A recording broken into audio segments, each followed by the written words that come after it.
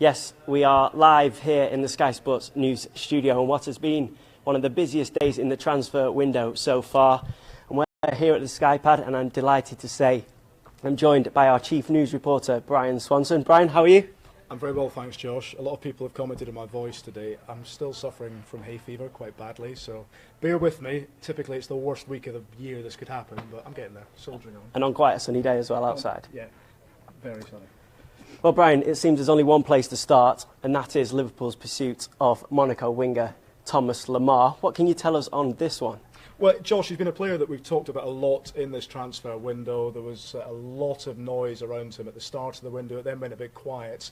But we have learned that Monaco have knocked back a couple of bids from Liverpool for him. The last bids worth around €70 million, so just under £65 million. And what we're hearing from sources is that Monaco very much want him to remain at the club. They want him to stay. Of course, they are a club undergoing huge changes in this window already when you're going to be talking about some of the other players. So at the moment, they are remaining defiant, but that's always the joy of the transfer window, isn't it? You can expect the unexpected in the final few days. But for now, those two big offers that Liverpool have made have been knocked back. Monaco very much of the opinion that he's going to stay. Well, we'll have to see how that one goes. And just staying with Liverpool, what can you tell us on their pursuit of RB Leipzig's Naby Keita? Could they again break their transfer record fee this window? Yeah, absolutely. And what we're being told there, Josh, is that this is pretty much a done deal. The fee of around £48 million release clause will come into effect from next summer. So this is very much a signing for the future. It's a signing for next summer. We have seen this before with some clubs. They try and move to get pre-contract just to stop someone else coming in and getting him. But that's still a significant sum of money. It would be a club record for Liverpool, you know, when you compare the fee of £37 million that they spent to Roma for Mo Salah. So that release clause has been triggered. That is an agreement in place, so Liverpool fans can look forward to him coming next summer.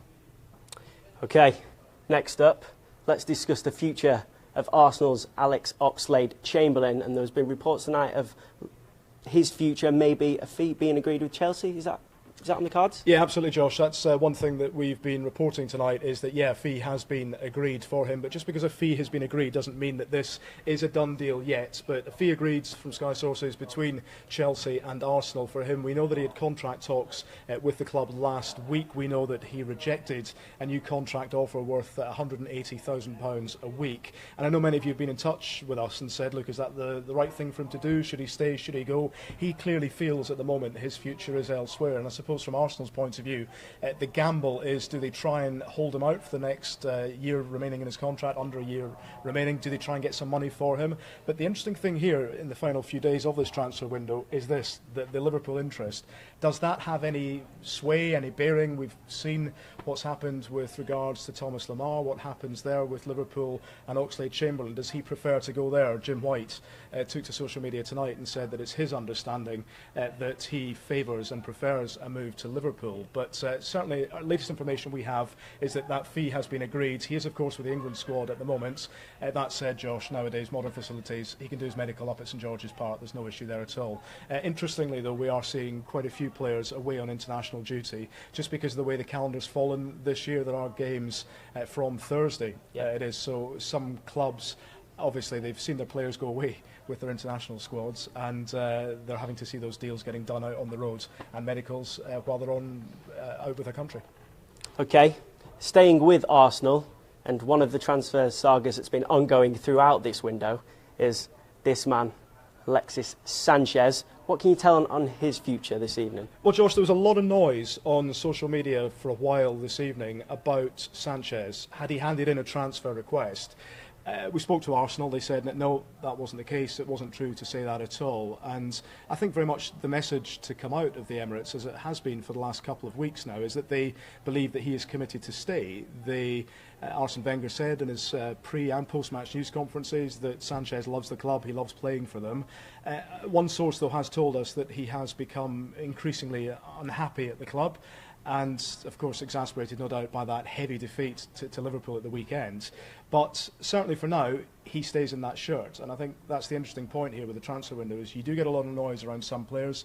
I remember speaking briefly to Sanchez over in Russia during the Confederations Cup with Chile, and he said he didn't know if he was going to stay. He didn't say much, but what he did say was that he was unsure about his future beyond that, and I think that was fair at that time. But the longer this window goes on, the longer he stays, and Arsenal's stance has been emphatic. They say that he is not for sale.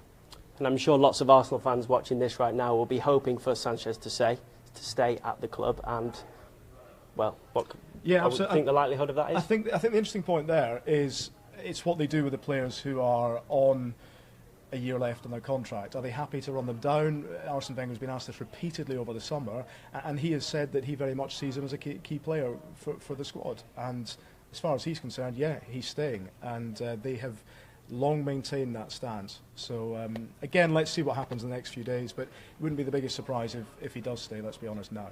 I'm sure Arsenal fans will be hoping for that. OK, let's move on and let's go to the future of this man, Monaco's Kylian Mbappe. What can you tell us on his future this evening? Well, the big news here today is that obviously we've been reporting over the summer that a number of clubs were interested in signing him, not least Paris Saint-Germain.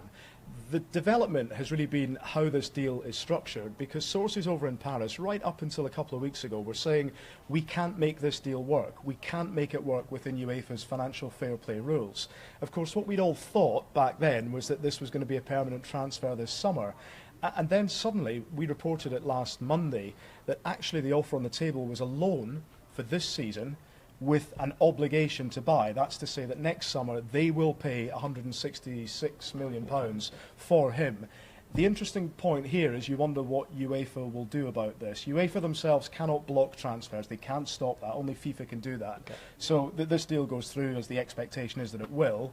Then it will be for UEFA to look at it and say, well, are you trying to get round the rules here? What are you trying to do here? Because they've spent so much money, particularly on Neymar, and they know that they need to balance the books, because that's how financial fair play works. Over a 3-year period, they only have a certain amount, a small amount really, relatively speaking, just over £20 million to balance the books. They cannot keep spending. They have to get some money in. So I think we will see a couple of players leave to try and balance the side there in terms of PSG. But that was an interesting development, but it's still not signed yet. But again, it would be a big surprise now, all the noises we're hearing, big surprise if that didn't go through. Oh, with 3 days to go, I'm sure that will be one that many viewers are keeping an eye on. OK, and next up we go to a Premier League defender who has got plenty of experience, and it seems he is a wanted man, and that is Jonny Evans. Yeah, Jonny Evans. See, and this just proves that this is live, by the way. Sorry, there we go. This is Jonny Evans. It is live. Everyone keeps asking this. Is this someone else controlling this? No, we are. Yeah, Jonny Evans has really been a man in demand. But again, every player has their price. West Brom, we understand, not willing to budge for at least, I think, £30 million is what they're expecting for him. We know that Leicester have made an improved offer of £21 million. That was knocked back. We know, of course, Manchester City came in for him. The expectation is still that City will come in for him in the final few days of this window. Every player does have their price, and of course clubs always say that players aren't for sale, but we all know through history that clearly if the money is big enough, then they will look at it and they will accept their offer. But for now he stays. Of course, he's with the Northern Ireland squad at the moment. Another example of a player who's away on international duty is going to have to try and negotiate that whilst out on the road. But yeah, very much a man in demand, Josh. Manchester City's interest in a former Manchester United player, that's quite interesting. Do you think that'll make any difference, do you think? I don't know. I think business talks at the end of the day. I think speaking to those who are close to the player and those around the Northern Ireland squad, they say, well, look, if the bigger clubs, no disrespect at all to West Brom, if they do come calling, it's quite hard for them to pull. But West Brom are going to sit back and say, well, you know, he's got a value, and we're not just going to lose him for £21 million. Why shouldn't they sit back until £30 million? Because obviously that's money that they could then spend, they could then reinvest in their own squads. But yeah, in terms of kind of divided loyalties, I think that's probably one for us to play out rather than Jonny Evans. I think in many interviews I've seen with him and many interviews I've done with him, very level-headed, very cool-headed kind of guy, and he'll just get on with it wherever he goes. OK, we shall wait to see on that one as well. And finally, Tottenham's Kevin Wimmer. What can you tell us on his future this evening? Yeah, so again, he's edging very close to a move to Stoke. The fee agreed, Tottenham rising to £18 million there. We're expecting this to go through in the next 24 hours. We understand that deal is pretty much done. Talks have taken place over personal terms, so there's no real issue there. I think the interesting thing is how this has developed as well. Again, it went quiet a couple of weeks ago, and then we started to hear the noises that actually Stoke very much were back in and they wanted him. If you look there on the Sky Pad, we've had interest from West Brom, interest from Crystal Palace, but it seems very much destination Stoke. Well, it is certainly going to be interesting. There is, as you can see here, 3 days, 21 minutes and 30 seconds remaining in this window. And if you want to keep up to date with all the latest transfers, you can see it right here on Sky Sports News.